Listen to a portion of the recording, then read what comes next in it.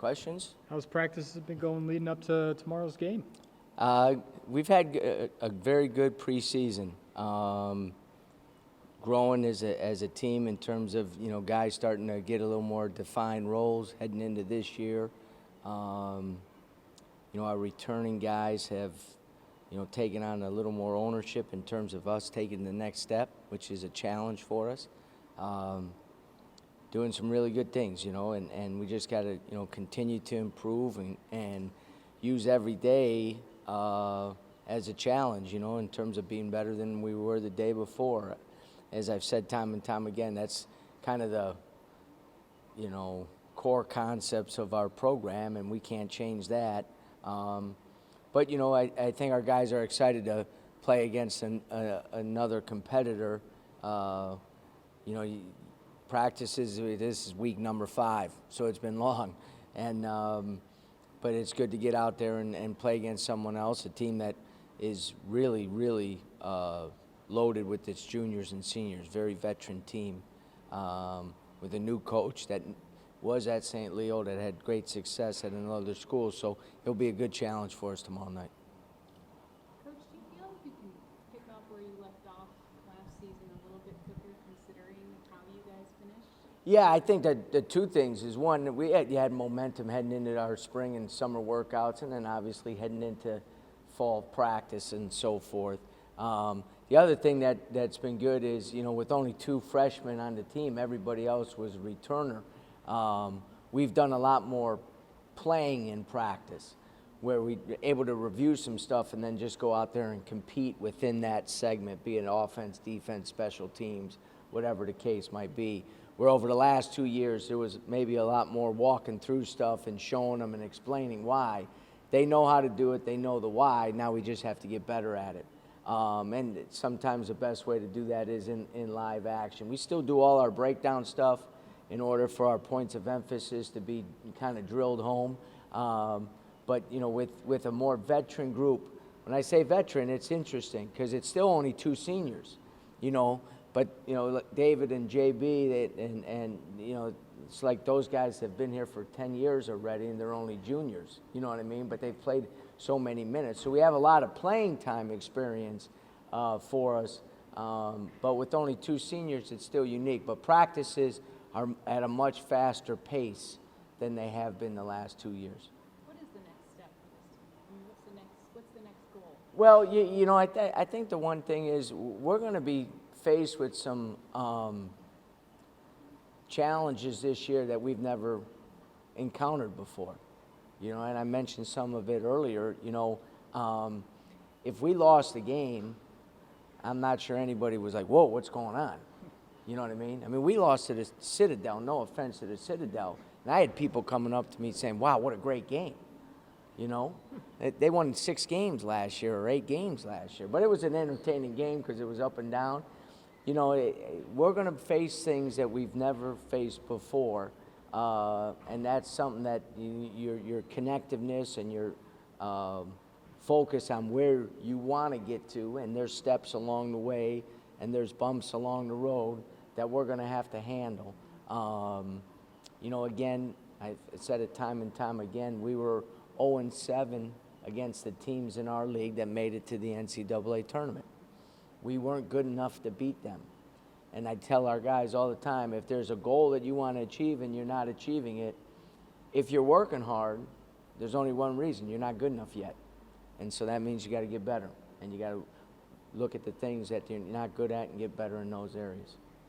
Coach, can you talk about Q's leadership going into his last year? Yeah, when you look at, I said he's kind of the soul of our team, where David's kind of the heartbeat, and because the Quincy just, has a really good feel for what we're trying to get done.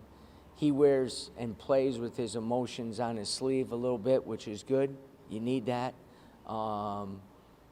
He's an unbelievable competitor, and that kind of filters through the rest of the players. And he doesn't take non-competitiveness from his teammates very well, which is good.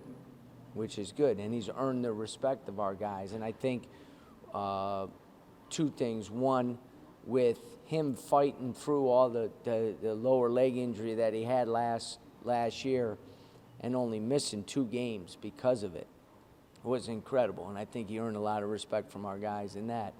And at the same time, I think the work that he's put in for his skill development has been something that our players have noticed.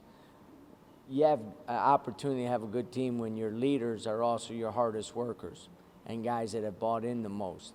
And LaQuince has definitely done that. Obviously, coming back from the draft, I mean, he has picked up a few things or two. Has he showed that he's been playing a little bit better in practice? Yeah, I think he's had, we were very cautious with him in the summer. He did his workouts and stuff like that. But when we had our close scrimmage the other week, that was the first time he had played in a competitive game since the last DePaul game. He didn't play in Canada or anything like that. So, he's a much improved player, which is pretty hard to do considering he led the league in steals, assists. I think he's the top 10 leading scorer coming back in the league as well, and different things like that. So, but there's, the 3 areas that he needs to grow in and get better. He needs to shoot the ball better from the 2. He needs to finish some more plays around the basket. He needs to shoot better from the free throw line. And his assist to turnover ratio, if it could improve, would be, now you're talking about one of the elite point guards in the country. If he's able, and he's a small amount off in each of those 3 areas. When he transferred from Gardner-Webb, did you think he would be at this level that he is at now? As I said, that spring, we were just trying to get the toughest kids we could find. And I watched 3 or 4 films, and I talked to a coach in the Miami area that knew him, that I had a lot of respect for, and that's what he said he was. And it wasn't just, we didn't just need toughness because I like tough kids that play. We needed mental toughness too, because I knew those first few years you better be mentally tough or you ain't gonna last around here. You're gonna find someplace else, because we knew the hole we were in and that we needed to scrap, claw, and dig ourselves out of. So, it didn't take too long for us to figure out when he came up here in that summer that he had a chance in our system, the way we play, the way we pressure the ball defensively, the way we get after it, and the way we push the ball, that he could be a special player for us. Just that group as a whole, I mean, you were recruiting in the 11th hour. Yeah. And you brought these guys in for a reason, but could you have imagined they panned out? No, we were lucky. I mean, I'd be honest with stuff. I mean, we were lucky in terms of what they've been able to do basketball-wise, but we did our homework in what kind of character they were. Were they tough kids? Were they guys that really wanted to work? They were all under the radar. LaQuincy's coming from Gardner-Webb. He wasn't a top 300 kid coming out of high school. David Collins visited Akron. Justin Brown didn't even have another visit planned at that particular time. Yet, I think he visited Iowa State early, but then we were the only one in the spring. So when you look at those, 4 guys, I mean, we caught a break. The only guy I saw play live in that group was Justin Brown. I saw a workout at Hargrave. Everything else was done on film, was done by our staff, either seeing them or knowing someone that could really give us the intel that we needed. And then it was, bring them up on campus and spend 3 days with them and try to grill them a little bit to see if they were our kind of guys. And luckily, all 4 of those guys were. Coach, that Canada trip, what did you guys learn from it? That they follow the crap out of you over there and they don't call a lot. No, very physical, and we were taken back a little bit in some stretches, but we handled it pretty well. I think that was really good. It was good for our returning guys that played, just for an opportunity to compete and play. But it was really good for some of the younger guys who hadn't played as much, or Zach, who hadn't played at all, to get out there, Madut, who hadn't played, just to get out there and compete, and for us to kind of get a better feel for them in that type of setting. when Zach hits the court tomorrow, it'll be the first time he's played in a uniform in 2 years. You know what I mean? So those are the challenges that some of these guys face, but the Canadian trip gave us some of that insight earlier. You mentioned Dawson. I mean, what is his role going to be this year for this team? That's, I mean, we haven't even put on our Halloween costumes yet. Do you know what I mean? So it's early when it comes to roles. There are some that are really well defined right now, and there are some that are very, still in flux. And I think his is one of them. He did not start going live in practice until 10 days ago because of the knee injury that he sustained in Canada. And again, with something like that, with a young player like that, we're overly cautious, especially during the preseason or off season. So because of that, it set him back a little bit. There's no question about it. Just in terms of, he was able to do non-contact stuff for 2 weeks, and then 10 days ago he started doing, full practices and so forth. But in our close scrimmage, he didn't play in that. He's a talented player. There's no doubt about that. But again, being off for 2 full years, that's hard. You know what I mean? That's hard. Luckily, he's got some upper class perimeter players to learn from in terms of how you go about taking care of your daily business. You mentioned earlier you guys are going to face stuff you haven't had to face in previous years. Mm-hmm. Obviously, there were high expectations for this team, and there might be some setbacks. How have you mentioned to the guys how to handle them? Well, yeah, I mean, we talk about it, and I'll guarantee there will be setbacks. It's just that's part of college basketball. You know what I mean? So the biggest thing is, as I said earlier, I mean, we have our expectation in our program, and the one that we need to meet every day is, are you better than you were yesterday? That's the only expectation that we have. And I have high expectations for our guys individually and collectively. If they meet mine, we'll be all right. But again, it a little bit comes from the leadership group in our team. In terms of when you face those challenges and different things, and for the first time again, there'll be different things being said. You got a lot of different platforms that if you lose a game or you don't play well, that there's negative comments can come on. It's really important that guys understand that. That guys understand it and embrace you got to stay humble when things are going well, and you got to really kind of hunker down and hit the mattresses if things aren't going well. It's just one of those things you got to kind of go through to really understand. And that's the thing. You can go back and live and go back to some experiences in the past, but we don't have, nobody in our program has any of those experiences. They've never had them before.